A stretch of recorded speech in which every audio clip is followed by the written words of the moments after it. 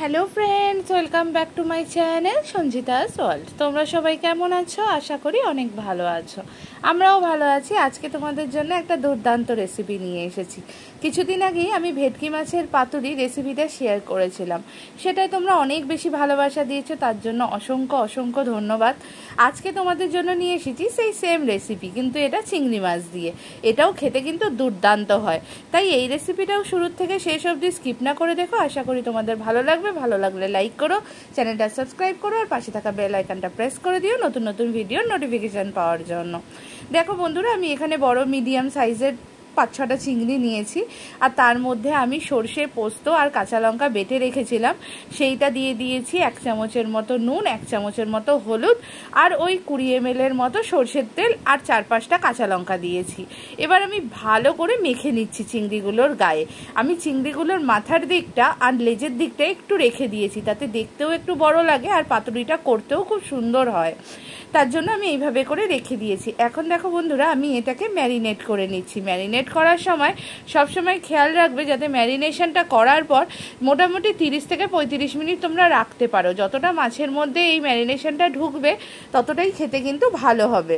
আর এই দিকে দেখো বন্ধুরা, আমি কলা পাতাগুলো খুব সুন্দরভাবে পরিষ্কারভাবে কেটে ধুয়ে নিয়েছি, আর এখানে একটা শুকনো ফ্রাইং প্যান বসিয়ে দিয়েছি।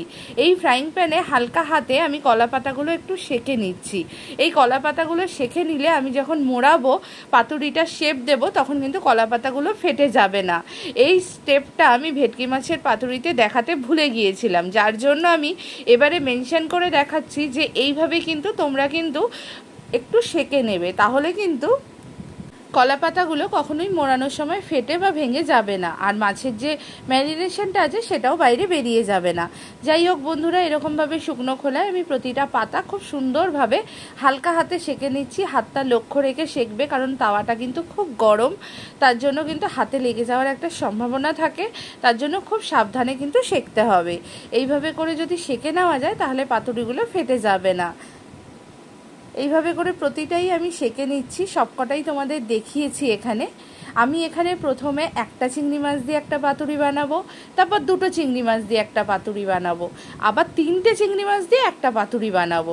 আমি এই 3 ধরনের পাতুরি বানানোর উদ্দেশ্য একটাই, যে তোমরা চাইলে এই চিংড়ি মাছের পাতুরি একসাথেও বানাতে পারো, আবার ইন্ডিভিজুয়ালও বানাতে পারো।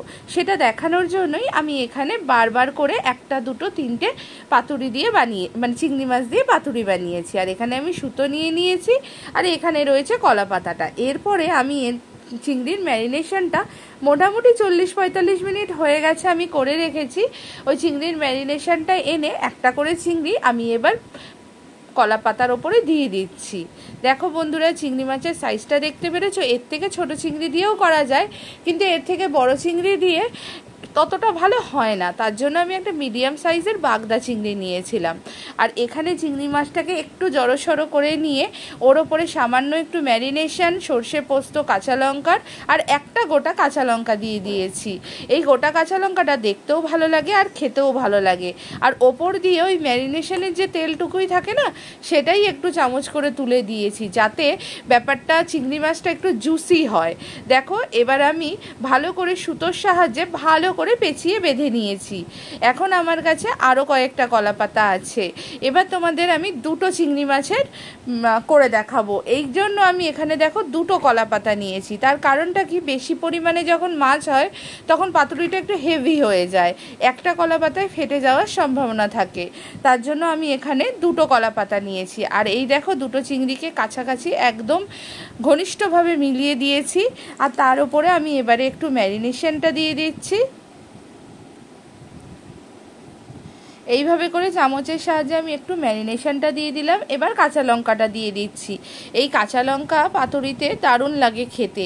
আমি কিন্তু ঝাল কিন্তু অলরেডি সর্ষে পোস্ততে দিয়েছি, কিন্তু কাঁচা লঙ্কাটা দিলে দুর্দান্ত লাগে, তাই প্রতিটা পাতুরির সাথেই আমি কাঁচা লঙ্কা দেওয়ার চেষ্টা করছি। এবার ভালো করে এটাও সুতোর সাহায্যে আমি মুড়িয়ে নেব। দেখো বন্ধুরা, কি সুন্দর সুতোর সাহায্যে মুড়িয়ে নিয়েছি। আর ছোট্ট হাতে পাতুরিটাকে ধরছে। বুঝতেই পারছো কে, যারা আমার ভিডিও দেখো তারা তো জানোই আমার একজন ছোট্ট শেফ আছে যে আমার পাশেই সর্বক্ষণ দাঁড়িয়ে থাকে। আর কি করব বলো, ওকে নিয়েই সবটা করতে হয়। এখানে 2টো চিংড়িরও করেছি, 3টে চিংড়ির করেছি, আর একটা চিংড়ির করেছি। দেখো আমি আঙ্গুল দিয়ে দেখাচ্ছি, 1, 2 আর 3টে। আর এখানে যেই শুকনো খোলাটায় আমি ভালো করে কলা পাতাটা সেঁকে নিয়েছিলাম, মানে ফ্রাইং প্যানটা, সেই ফ্রাইং প্যানটার মধ্যেই আমি ওই 30 থেকে 40 গ্রামের মতো সর্ষের তেল দিলাম। এবার একটু সামান্য গরম হওয়ার পরে আমি একে একে পাতুরিগুলো এর মধ্যে দিয়ে দিচ্ছি। হ্যাঁ, এইভাবে করে 3টে পাতুরি আমি এর মধ্যে দিয়ে দিলাম। এবার একটা লিডের সাহায্যে আমি ঢেকে দেবো। গ্যাসের ফ্লেমটা অলওয়েজ লো থাকবে।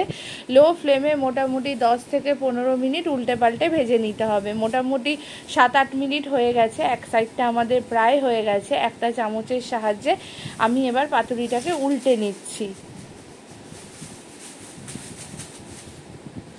দেখো বন্ধুরা, আমার উল্টানো হয়ে যাচ্ছে। তেলটাও কতটা টেনে নিয়েছে দেখতে পাচ্ছ। পাতুরি কিন্তু দুভাবে বানানো যায়। একভাবে জলের মধ্যে ওই ফুটো বাটি বা প্লেট বসিয়ে তার উপরে রেখেও পাতুরি বানানো যায়, আবার এইভাবে করেও বানানো যায়। আমার এইভাবেটাই বেশি সুবিধে মনে হয় আর খেতেও বেশি ভালো লাগে, তার জন্য আমি এইভাবেই বানাই। ওইভাবেও বানিয়ে তোমাদের একদিন জানাবো। তোমাদের যদি জানতে ইচ্ছা করে প্লিজ আমায় কমেন্ট করে জানিও, আমি ওইভাবেও বানানোর ট্রাই করব। এবার আমি উল্টে দিয়ে আরও সামান্য একটু তেল দিয়ে দিয়েছি, যাতে এই সাইডটাও ভালো করে হয়, কারণ ওই সাইডটা হতে হতেই ওই তেলটা শেষ হয়ে গেছে। এবার আমি প্লেটে তুলে নেব।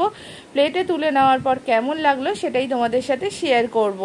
যাই হোক, ভিডিওটা শুরুর থেকে শেষ অবধি স্কিপ না করে দেখো, আশা করি তোমাদের খুব বেশি ভালো লাগবে। আর ভালো লাগলে ভিডিওটা লাইক করো, চ্যানেলটা সাবস্ক্রাইব করো, আর পাশে থাকা বেল আইকনটা প্রেস করে দিও নতুন নতুন ভিডিওর নোটিফিকেশান পাওয়ার জন্য। আর হ্যাঁ বন্ধুরা, আমাকে তোমরা অসংখ্য ভালোবাসা দিচ্ছ, অসংখ্য কমেন্টস করছো, তার জন্য অসংখ্য ধন্যবাদ। তোমাদের পাশে আমি আছি, আমার পাশেও তোমরা থেকো। আমরা একই পরিবার, এইভাবেই আমরা সবাই মিলে এগিয়ে যাব।